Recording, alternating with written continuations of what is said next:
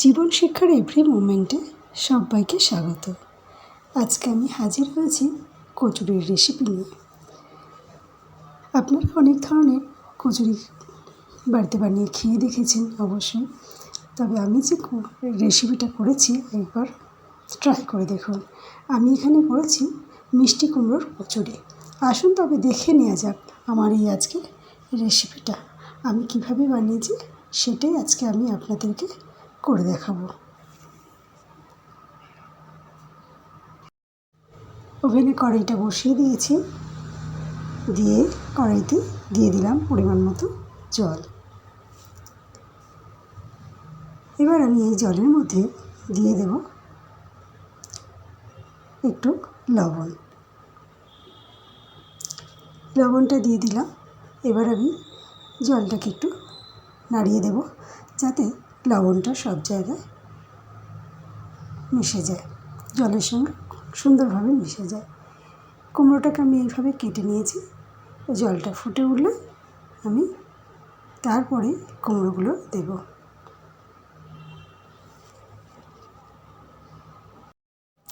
জলটা এখানে ফুটে গেছে, একটু নাড়িয়ে দিলাম। দিয়ে এখানে আমি কুমড়োগুলো জলের মধ্যে দিয়ে দেব, দিয়ে একটু সিদ্ধ হতে দেব কিছুক্ষণ চাপা দিয়ে। আর সেই ফাঁকে আমি আটাটা মেখে নেব। এখানে আমি ময়দা ব্যবহার করিনি, আটাই ব্যবহার করব। আর আটা দিয়ে আমি কচুরিগুলো বানাবো। আমার চ্যানেলে নতুন বন্ধু হয়ে থাকলে চ্যানেলটা সাবস্ক্রাইব করে নেওয়ার অনুরোধ রইল। পাশে থাকা বেল আইকনটাকে প্রেস করে দিয়ে অল করে রাখবেন, তাহলে আমার চ্যানেলে যখনই নতুন নতুন কোনো রেসিপি ছাড়বো সবার আগে আপনাদের কাছে পৌঁছে যাবে। দেখুন কুমড়োগুলো আমি দিয়ে দিয়েছি, একটু জলের মধ্যে নাড়িয়ে দিলাম, দিয়ে এটাকে ঢাকা দিয়ে সিদ্ধ হতে দেবো। আর সেই ফাঁকে গিয়ে আমি আটাটাও মেখে নেব। কুমড়োটা সিদ্ধ হয়ে গেছে। এবার আমি কুমড়োগুলো অন্য একটা পাত্রের মধ্যে নামিয়ে নেব। আপনারা কড়াইশুঁটির কচুরি খেয়েছেন, আরও অনেক ধরনের হয়তো কচুরি খেয়েছেন। এই কুমড়োর কচুরিটা একবার বানিয়ে খেয়ে দেখবেন, এর টেস্ট কিন্তু অপূর্ব হয়। আমি যেভাবে বানিয়েছি সেভাবে আপনারা একবার বানাবেন, বানিয়ে খেয়ে দেখবেন, ভালো লাগবে খেতে। এখানে আমি সব কটা কুমড়ো নামিয়ে নিলাম। এবার আমি এই কুমড়োটাকে কিছুক্ষণ ঠান্ডা হতে দেব। ঠান্ডা হওয়ার পরে আমি এটাকে রেডি করব। দেখুন এটা খুব সুন্দরভাবে সিদ্ধ হয়ে গেছে।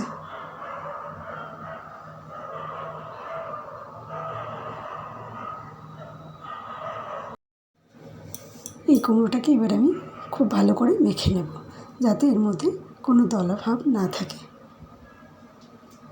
দেখুন কুমড়োটা আমার এখানে মাখা হয়ে গেছে। ওভেনে কড়াইটা গরম হতে বসিয়ে দিয়েছি। কড়াইটা গরম হয়ে গেছে। এর মধ্যে দিয়ে দিলাম 1 টেবিল চামচ সর্ষের তেল। তেলটা গরম হয়ে গেছে।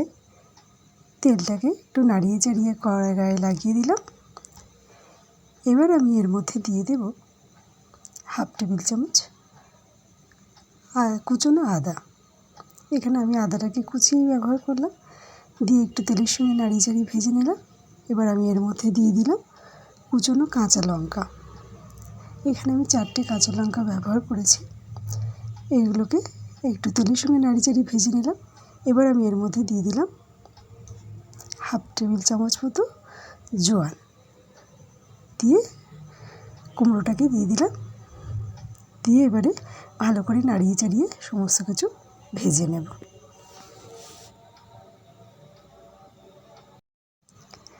এবার আমি এর মধ্যে দিয়ে দিলাম 2 টেবিল চামচ বেসন। বেসনটাকে দিয়ে খুব ভালো করে আমি এটাকে রেডি করে নেব। বেসনটা দিলে বাইন্ডিংটা খুব সুন্দর হয়।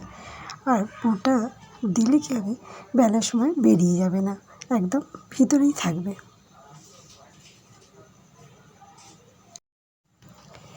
এর মধ্যে দিয়ে দিলাম স্বাদ অনুযায়ী লবণ। লবণটা দিয়েও আমি খুব ভালো করে নাড়াচাড়া করে পুরটাকে রেডি করে নেব, যতক্ষণ না এটা একটু শুকনো শুকনো ভাব হচ্ছে, একটু টাইট ভাব হচ্ছে।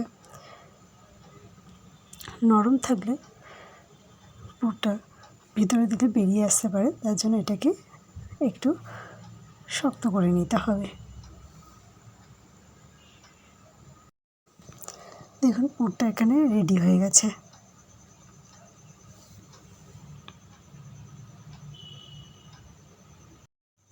এখানে আমি আটা মেখে লেচি করে নিয়ে চলে এসেছি। এবারে প্রত্যেকটা লেচির মধ্যে একটা করে বাটি আকারে তৈরি করে নিয়ে তার মধ্যে পুরটা আমি ভরে দেব। দেখুন একটা ভরা হয়ে গেছে। আবার আমি কীভাবে ভরছি দেখে নিন। প্রথমে বাটির মতো করে নিলাম, নিয়ে এর মধ্যে পুরটাকে ভরে দেব, দিয়ে মুখটাকে বন্ধ করে দেব।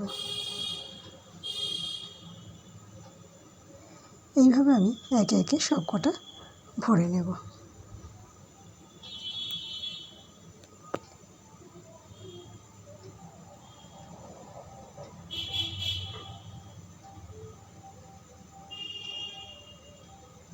দেখুন সব কটা লেচিতে আমার পুর ভরা হয়ে গেছে। এবার আমি এগুলোকে বেলে নিয়ে আসছি। দেখুন সব কটা আমি বেলে নিয়ে চলে এসেছি। আর এই থিকনেসটা এরকমই আছে। আর দেখুন একটার উপর একটা নিয়ে এসেছি ঠিকই, কেউ কারোর সঙ্গে জড়িয়ে যাবে না। পরপর রাখা আছে, পরপর এইভাবে তুলে একটা করে ভেজে নেব, হয়ে যাবে। দেখুন যেহেতু আমি একটা একটা করে বেলবো না, ভাজবো না, ওই জন্য একসাথে সবগুলো এইভাবে বেলে নিয়েছি। তেলটা গরম হতে বসিয়ে দিয়েছি। তেলটা গরম হয়ে গেলে একে একে আমি কচুরিগুলো ভেজে নেব। তেলটা গরম হয়ে গেছে, একটা ছেড়ে দিলাম।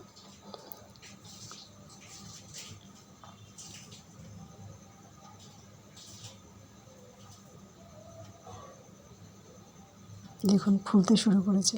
প্রত্যেকটা কচুরি কিন্তু খুব সুন্দরভাবে ফুলবে, আপনারা দেখতে থাকুন। দেখুন কি সুন্দর ফুলেছে, অথচ কোনো দিকে ফাটেনি।